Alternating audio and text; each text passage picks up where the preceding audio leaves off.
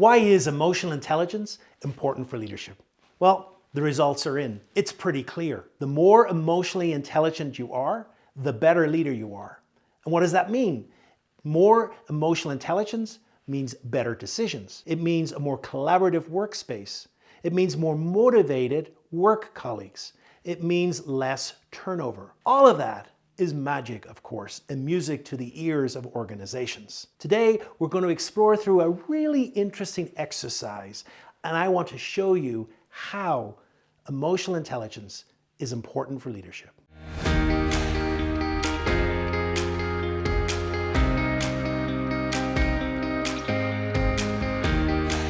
There are many statistics out there. I can point to hundreds of them.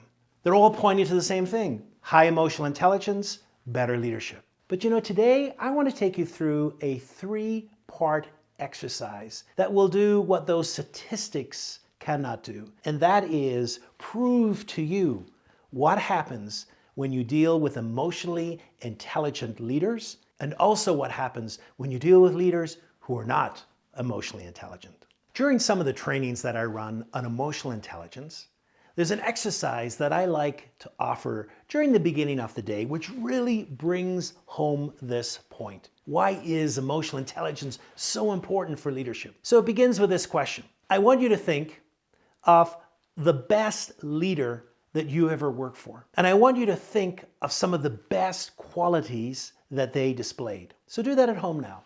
Think of the best leader you've ever worked for.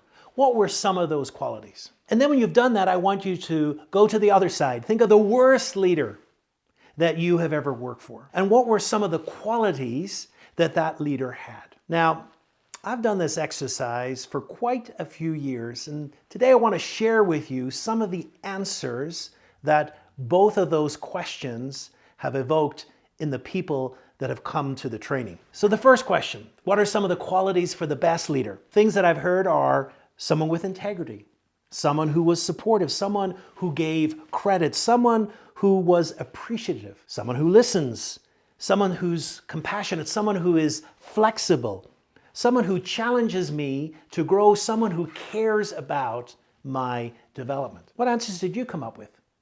Were they there? Were they also unique? Now let's turn to the worst boss. Here's some of the answers that came up for that. They were a micromanager.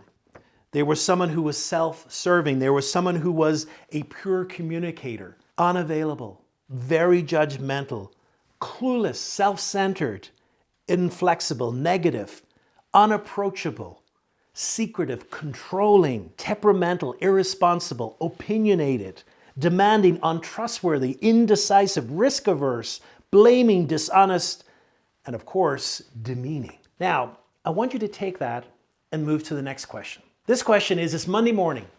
You're waking up, you're getting in the car, you're about to drive to work, and you are coming to work for the bad boss. How do you feel when you are going into work for someone who is a micromanager, who's a poor communicator, unavailable, judgmental, clueless, inflexible, negative, unapproachable, secretive, controlling, insensitive, temperamental, and demeaning?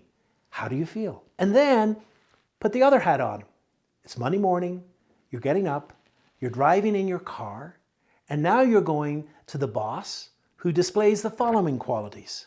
They have integrity, they're supportive, they want to give you credit, they challenge you to grow, they care about your development, they're compassionate, they listen, and they are flexible. Now each of those questions respond different answers. Here's some of the answers I got to that first one. On Monday morning, they're driving into work for that bad boss. People said, I feel worthless. I feel stuck. I feel unproductive. I feel defensive. I feel hopeless. I feel abused. I feel smothered. I feel negative. I feel stagnant. And here's some of the answers that people gave when they're driving on Monday morning to the good boss. I feel encouraged. I feel inspired. I feel empowered. I feel competent. I feel included, and so on. It's Monday morning. You've got to work. This is how you're feeling. Then the question becomes, what do you do? And of course, the answer for the bad boss is, I shut down. I don't talk to anyone. I shut my door.